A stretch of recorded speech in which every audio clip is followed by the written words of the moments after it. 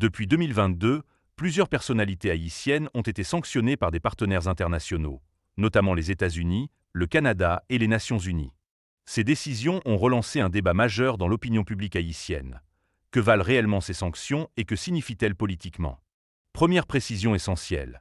Une sanction internationale n'est pas une condamnation judiciaire rendue par un tribunal haïtien. Il s'agit d'une mesure diplomatique, politique et financière, décidée unilatéralement par un État ou collectivement par une organisation internationale, sur la base d'enquêtes, de renseignements et d'évaluations sécuritaires.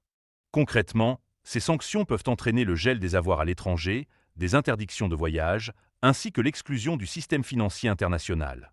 Les motifs invoqués concernent généralement des faits présumés de corruption à grande échelle, de trafic de drogue, de financement ou de protection de groupes armés, ou encore des violations graves des droits humains.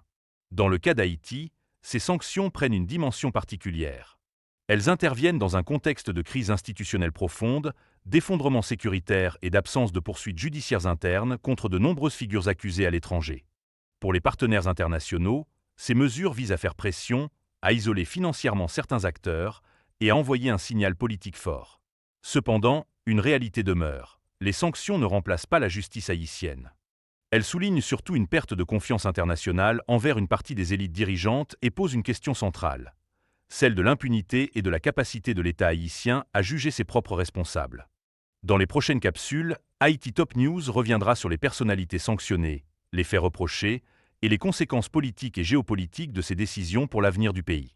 Abonnez-vous à Haïti Top News pour soutenir la chaîne.